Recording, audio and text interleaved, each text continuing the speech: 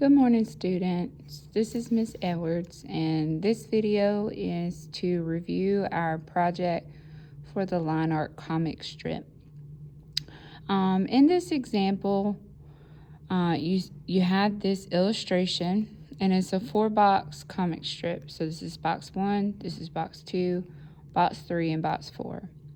And what we want to do is take a look at this and see if we can identify a topic and an overall moral to the comic strip. What is the artist trying to say or communicate?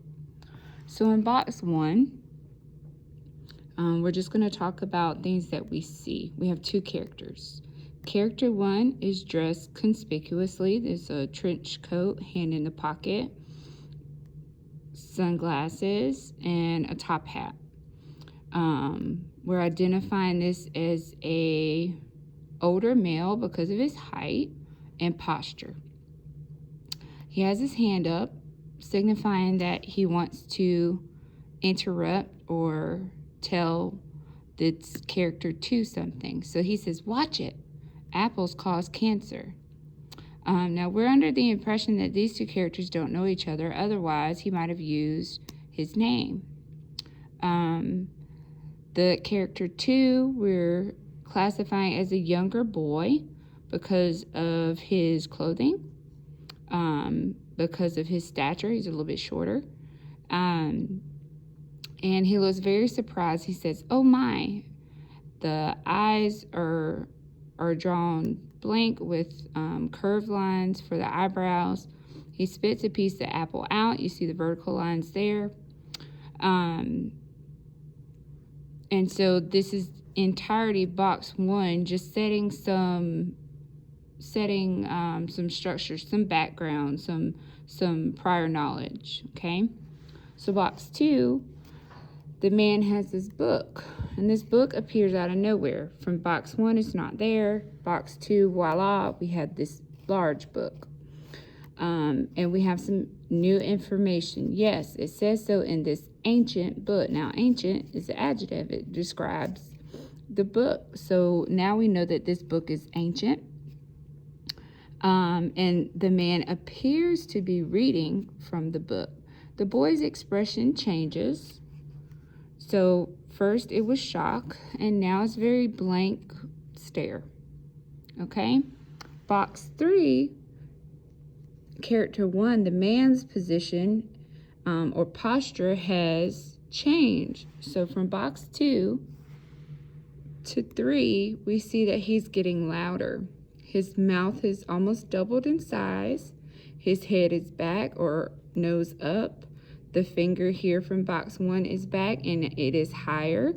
And you also have exclamation points to go along with that, to support that. The book is open, but he doesn't appear to be reading from it. He is speaking to the air very loudly. So it also says here that the world is flat and carried on the backs of 4 giant elephants.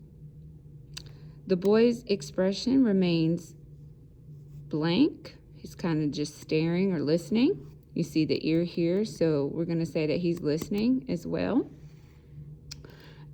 But you see from box 2 to 3, same expression.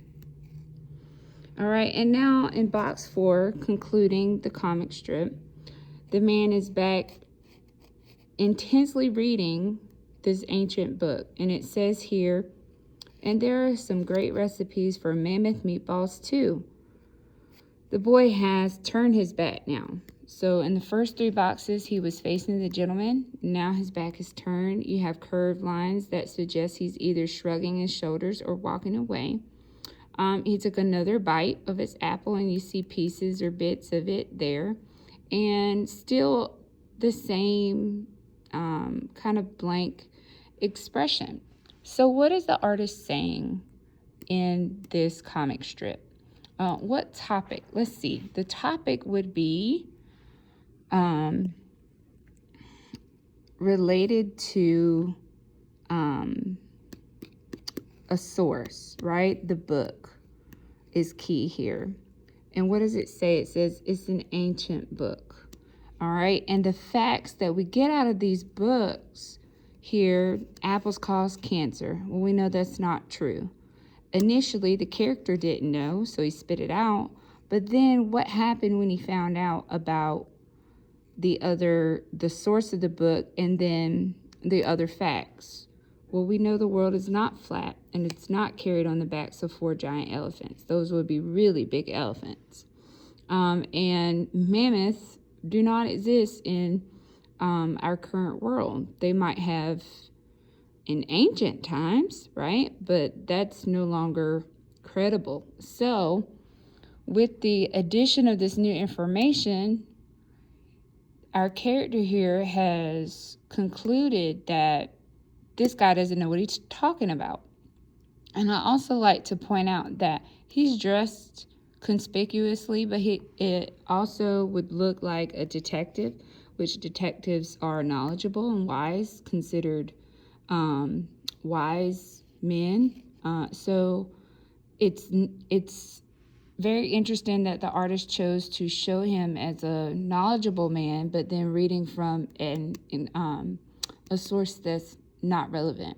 It's not credible. So we think that the topic would be valid resources, right? And this is not a valid resource because it's an ancient, outdated book whose facts are not facts, but lies. Okay, and another point that I think the artist is trying to make here is how to respond to people who believe so strongly in things that are false. Because if this were a real situation, this could have gone a lot differently, okay? The boy could have chosen to argue back with the man. He could have chose to argue that apples don't cause cancer and that, what's the saying, an apple a day keeps the doctor away, right? So the artist is clearly communicating that when people have a strong opinion that is not true, and you know it, you being the boy, that it's better to just walk away, right? There's no need to go back and forth. So in your project, you're going to be creating your own comic strip. And you should have done some research on your topic. Now, on Canvas, there are a list of topics for you to choose from. So your topic is up to you. And you will set your paper up like this, 4 blocks. So this is box 1 and box 2. This is box 3 and box 4. You have to have 2 characters, like your example, at least 2. You can have more than 1 character if you so choose. So today, for Tuesday, we will be completing box 1 and 2. Now, you should have already done a sketch in your sketchbook for your topic. So your sketch for your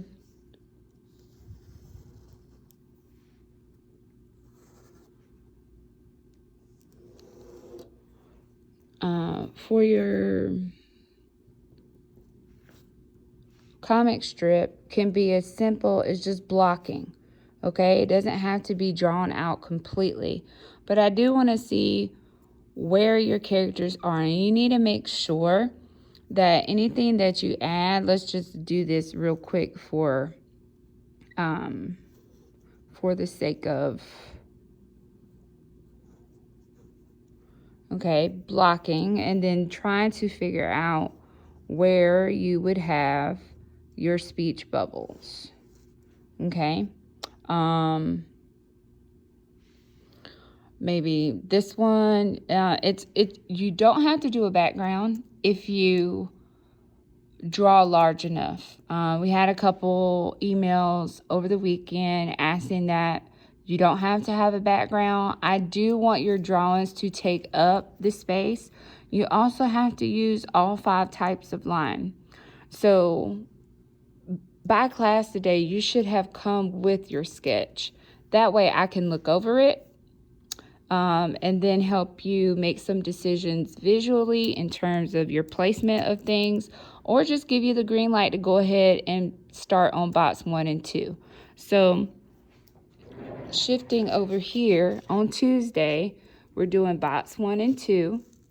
On Wednesday, we're doing box 3 and 4. And then on Thursday, we're going to go over all of this with a black colored pencil. Okay, so the primary focus here is your lines. And this should be done in pencil. And then when we go over it in black colored pencil, it will emphasize the lines that you want seen.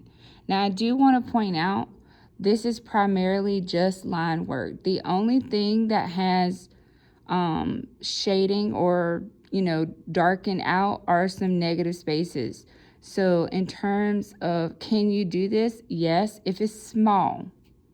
Okay, this maybe takes up 5% of the overall box. So they're just very small areas of shading that I will allow. Please do not shade the background. This is not a shading assignment. This is about line work. So please make sure you trace your lines, that you don't shade large areas, only small, tiny areas if you need the contrast. Okay, I will also post another video on Thursday to show you how to trace everything in black and erase any smudges you might have. And then Friday there will be a video on how to complete the self-assessment. Okay, good luck, guys.